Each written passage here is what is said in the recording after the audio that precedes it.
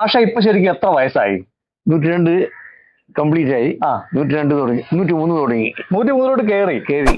എന്റെ ഓർമ്മയിൽ തന്നെ പനിച്ച് എനിക്ക് 4 പ്രാവശ്യം. പക്ഷെ ഒരു രോഗമില്ല. ഷുഗർ ഇല്ല, കൊളസ്ട്രോൾ ഇല്ല, പ്രഷർ ഇല്ല, ഒന്നുമില്ല. ഞാൻ തെങ്ങിന്റെ മുകളിൽ വരെ കയറും, തേങ്ങ വയ്ക്കും. എക്സർസൈസ് എന്ന് പറഞ്ഞാൽ എന്തൊക്കെയാ മാഷ് ചെയ്യുക? ഇപ്പൊ കൈകൊണ്ടുള്ള ചിലത്, പിന്നെ കാല് കൊണ്ടുള്ള. 33 കൊല്ലായി വെജ് തുടങ്ങിയിട്ട്. 1992 സെപ്റ്റംബറിലാണ് വെജിലേക്ക് മാറിയത്. അതുവരെ നോൺ വെജ് എല്ലാം കഴിക്കാറുണ്ട്. ആ സമയത്ത് തന്നെ ഞാൻ കല്യാണം കഴിച്ചു.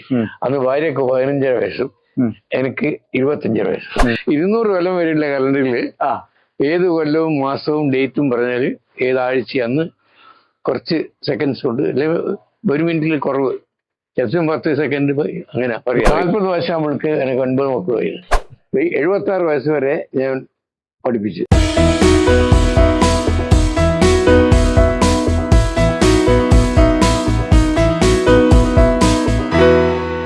നൂറ്റിമൂന്നാം വയസ്സിലും പ്രായത്തിന്റെ ഒരവശതകളുമില്ലാതെ പാട്ടും പാടി ജീവിക്കുകയാണ് എരഞ്ഞോളി അരങ്ങേറ്റം പറമ്പ് സുകുമാരൻ മാഷ്. മാഷിന്റെ കൂടുതൽ വിശേഷങ്ങൾ നമുക്ക് കണ്ടുവരാം.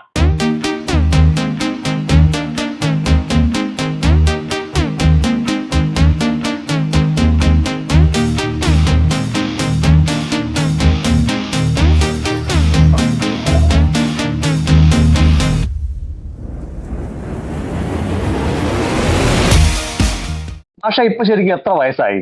102 കംപ്ലീറ്റ് ആയി. 102 തുടങ്ങി, 103 തുടങ്ങി. 103 കയറി. അപ്പൊ ശരിക്കും ഈ ഒരു പ്രായത്തിൽ എങ്ങനെയാ ഈ ആരോഗ്യത്തിന്റെ ഒരു കാത്തു സൂക്ഷിക്കുന്നത് എങ്ങനെയാ? ആരോഗ്യം കാത്തു സൂക്ഷിക്കുന്നത് എങ്ങനെയാ? ഞാൻ റെഗുലറായിട്ട് എക്സസൈസ് എടുക്കും. പിന്നെ ഭക്ഷണം കൃത്യമായിട്ട് നടക്കും.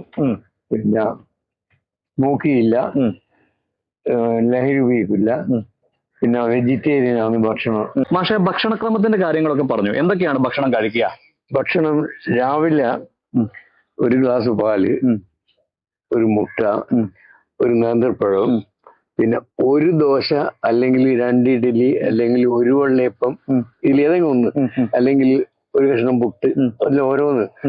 ഇഡ്ഡലി മാത്രം ചെറിയ 2 കഴിക്കും. അതിലേതെങ്കിലും ഇത് 3 അല്ലെങ്കിൽ കുറച്ച് ഉപ്പുമാവ്, ഇതിലേതെങ്കിലും ഒന്ന് ഇതായിട്ട് വേണം. മറ്റേത് 1 ഗ്ലാസ് പാല്, 1 നേന്ത്രപ്പഴം, 1 മുട്ട. അത് രാവിലത്തെ.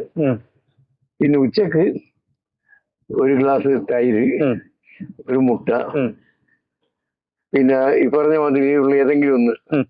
നേരത്തെ രാവിലത്തെ പറഞ്ഞില്ലേ, ഉച്ചക്ക് ചില ദിവസം അങ്ങനെ എപ്പോഴെങ്കിലും 1 ആഴ്ചക്ക് 1 പ്രാവശ്യമോ 1 2-3 സ്പൂൺ ചോറ്, അതിനുള്ള കറിയും വറവും ഇതെല്ലാം. എല്ലാ ദിവസവും വറവിന്റെ കൂടെ ഉണ്ടാവും. മറ്റേ ദോശയാണെങ്കിലും വെജിറ്റബിളിന്റെ എന്തെങ്കിലും കറിയും ഉണ്ടാവും. ഇത് തന്നെ. പിന്നെ ഇൻ ബിറ്റ്വീൻ അങ്ങനെ കഴിക്കില്ല. ഇൻ ബിറ്റ്വീൻ ഇടക്കിടക്കുള്ള കഴിച്ചില്ല. വൈകുന്നേരം 1 അര ഗ്ലാസ് കാപ്പി, അതൊരു 4-5 മണി അങ്ങനെയാകുമ്പോൾ അത് കഴിക്കും. രാവിലെ എണീറ്റ് പാടെ 1 അര ഗ്ലാസ്, അത് ഫുൾ ഗ്ലാസ് കഴിക്കില്ല, 1 ഗ്ലാസ് കോഫി കഴിക്കും. എന്നിട്ടാണ് ബ്രേക്ക്ഫാസ്റ്റ് കുറെ കഴിഞ്ഞിട്ട്. പക്ഷേ ഈ വെജ് ആണ് കൂടുതൽ കഴിക്കുന്നത് പറഞ്ഞല്ലോ, വെജിറ്റേറിയൻ ആണെന്ന് പറഞ്ഞല്ലോ. നോൺ വെജ് കഴിച്ചിട്ടേ ഇല്ല? കഴിച്ചിട്ടുണ്ട്. 33 കൊല്ലായി വെജ് തുടങ്ങിയിട്ട്. 1992 സെപ്റ്റംബറിലാണ് വെജിലേക്ക് മാറിയത്. അതുവരെ നോൺ വെജ് എല്ലാം കഴിക്കാറുണ്ട്. പക്ഷെ അതിനു മുമ്പ് ഞാൻ ഫസ്റ്റ് ടൈം പഠിക്കുമ്പോൾ കോളേജിൽ എത്തുന്നവരെ വെജായിരുന്നു. കോളേജിൽ എത്തിയതിനു ശേഷം എന്റെ അമ്മായി പറഞ്ഞു, മോനെ നീ ഇങ്ങനെ കഴിക്കല്ലേ, നീ ഒന്നും പാവം ചെയ്യുന്നില്ലല്ലോ, അതുകൊണ്ട് നീ കുറച്ച് ഇതെല്ലാം കഴിക്കാൻ നോക്കി. ഞാൻ എനിക്ക് പറഞ്ഞു. അങ്ങനെ അവര് നിർബന്ധം കൊണ്ട് കോളേജിൽ എത്തിയതിനു ശേഷം സീനിയർ ഇന്റർമീഡിയറ്റ് സമയത്ത് 2ാമതും നോണിൽ തുടങ്ങി. അത് 1992 വരെ. ഇനി അവിടുന്ന് ഇതുവരെ തുടങ്ങി. ഇനി അത് കഴിക്കില്ല, കംപ്ലീറ്റ് വേണ്ടത്. അപ്പൊ മാഷെ ശരിക്കും ഇടയ്ക്ക് നോൺ വെജ് കഴിക്കാനുള്ള ആഗ്രഹം തോന്നാറില്ല? അന്ന് ആ മുട്ട അന്ന് ആ മീനിട്ട് തുടങ്ങിയിട്ട് എനിക്ക് പിന്നെ വേണ്ട, കഴിച്ചിട്ടേ ഇല്ല. വേണ്ടെന്ന് കഴിച്ചിട്ടില്ല മാത്രമല്ല, അതിന്റെ അടുത്ത് മണം തന്നെ എനിക്ക് ഇഷ്ടമല്ല. പിന്നെ ഉറക്കം എങ്ങനെയാണ് മാഷെ? ഉറക്കം 9 മണിക്ക് ഞാൻ ഉറക്കം പോവും. പക്ഷെ കിടന്നു കഴിഞ്ഞാൽ 1 മണിക്കൂർ കഴിഞ്ഞാൽ ഉറക്കം വരും. 9:30 അങ്ങനെ അമ്മ ഉറക്കം വരും, കിടക്കും. പിന്നെ രാവിലെ 6 മണിയാകുമ്പോൾ ഉറക്കം ഞെട്ടും. അത് കഴിഞ്ഞിട്ട് കുറച്ചു നേരം റെസ്റ്റ് എടുത്ത് 6:30 മണി അങ്ങനെ ആകുമ്പോൾ എണീറ്റ് ഉറക്കം വരും. നല്ല ഉറക്കമുണ്ട്, ഉറക്കത്തിന് പ്രശ്നമൊന്നുമില്ല. ഇപ്പൊ ശരിക്കും മാഷെ പൂർണ്ണമായിട്ടും ആരോഗ്യ പ്രശ്നങ്ങളൊന്നും ഇല്ലല്ലോ മാഷെ? അല്ലേ? ഒന്നുമില്ല. എന്റെ ഓർമ്മയിൽ തന്നെ പനിച്ച് എനിക്ക് 4 പ്രാവശ്യം ഇൻഡിപെൻഡൻസ് കിട്ടിയതിന് ശേഷം ഡേറ്റ് വരെ എനിക്ക് ഓർമ്മയുണ്ട്, മാസം വരെ 4 പ്രാവശ്യം പനിച്ചു. ഒന്ന് ഇൻഡിപെൻഡൻസ് കിട്ടിയ 1947 സെപ്റ്റംബറിൽ ഞാൻ അന്ന് ഓവർ എക്സസൈസ് എടുത്തു. ലാസ്റ്റ് എടുത്ത് മേലെല്ലാം വേദനയേറ്റ് ഒരാഴ്ച പനിയായിപ്പോയി.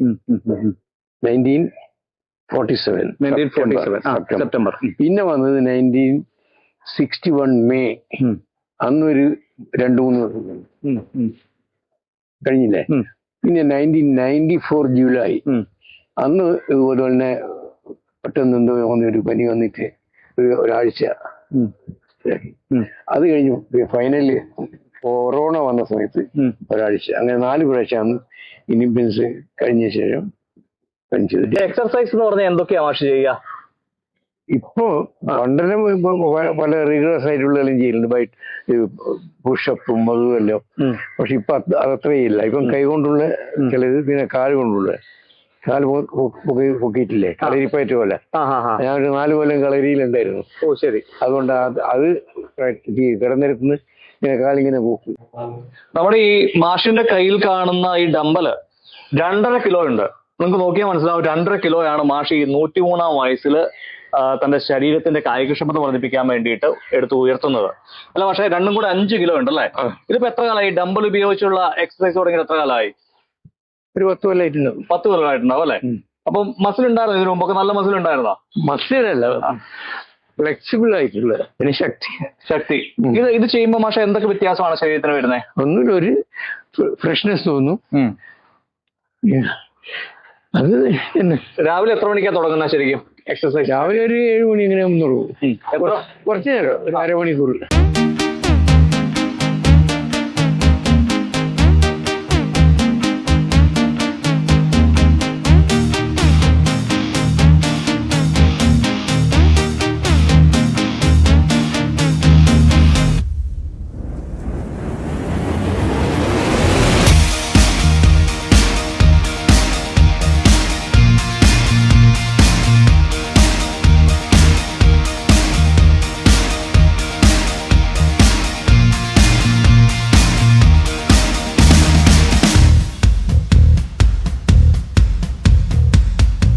നിരവധി മത്സരങ്ങളിൽ പങ്കെടുത്ത് സമ്മാനം മേടിച്ചിട്ടില്ലേ? മേടിച്ചിട്ടുണ്ട്. ഏതൊക്കെ മത്സരങ്ങളിലാണ് പങ്കെടുത്തിട്ടുണ്ടായിരുന്നത്? അത്ലറ്റിക്സില്.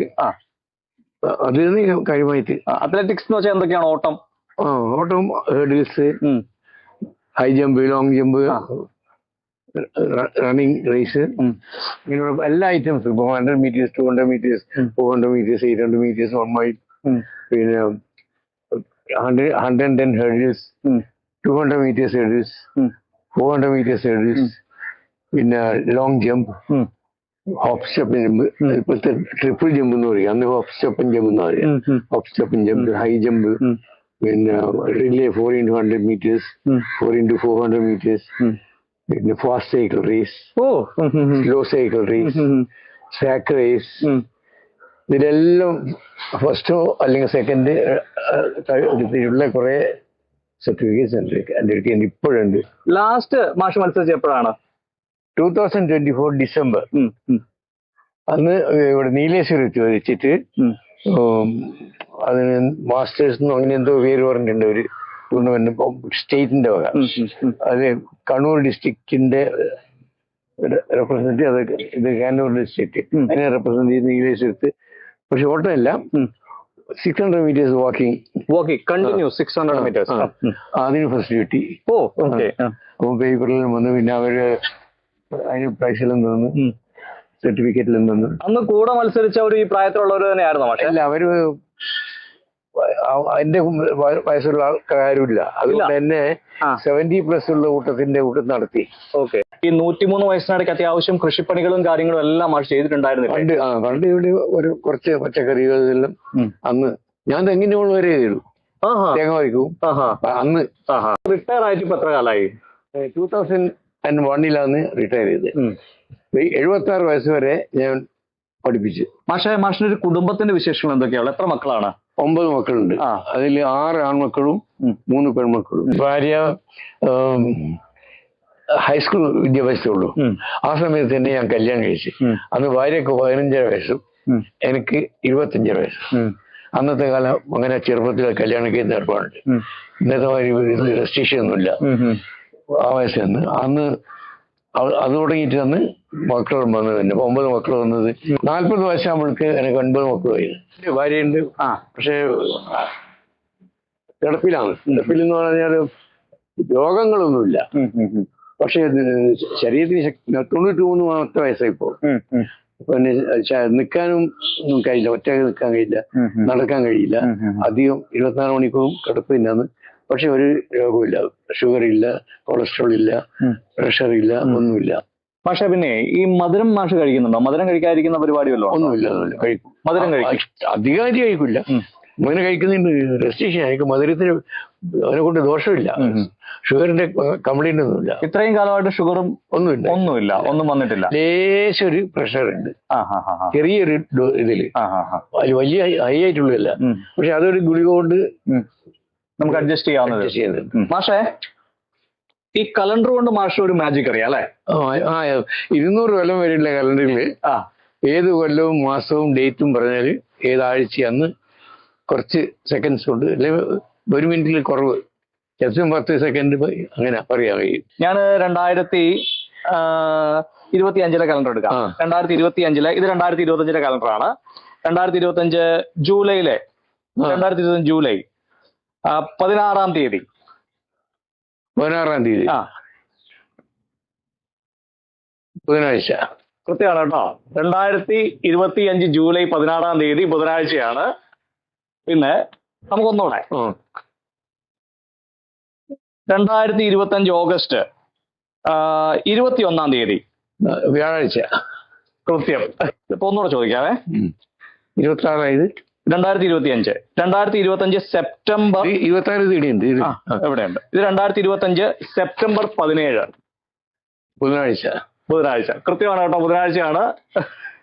അപ്പൊ മാഷേ, ഈ ഒരു സിദ്ധി ഇതിപ്പം പഠിച്ചിട്ട് ഒരുപാടായോ? ഇതിപ്പോ ഉണ്ടാക്കിയിട്ട് ഒരുപാടായോ? ഒരു 10-20 കൊല്ലായി. ഞാൻ തന്നെ ഉണ്ടാക്കി, ശ്രമിച്ചിട്ടുണ്ടാക്കിയ ഒരു ഫോമില്ല. മാഷ് വേറൊരു കഴിവും കൂടി ഉണ്ട്, ഹാർമോണിയം ഓർഗൻ നന്നായിട്ട് വായിക്കും അല്ലേ? എന്തൊക്കെയാണ് വായിക്കുക ശരിക്കും പറഞ്ഞാൽ? പഠിച്ചിട്ടുണ്ടോ? ഒരു 2 കൊല്ലം സപ്തസ്വരങ്ങൾ പഠിച്ചിട്ടുണ്ട്, സംഗീതം പഠിച്ചിട്ടുണ്ട്. അപ്പൊ എല്ലാ ദിവസവും പ്രാക്ടീസ് ചെയ്യുമോ മാഷ്? എല്ലാ ദിവസവും ഇല്ല, അവിടെ ഉണ്ട്. ഞാൻ വായിക്കും.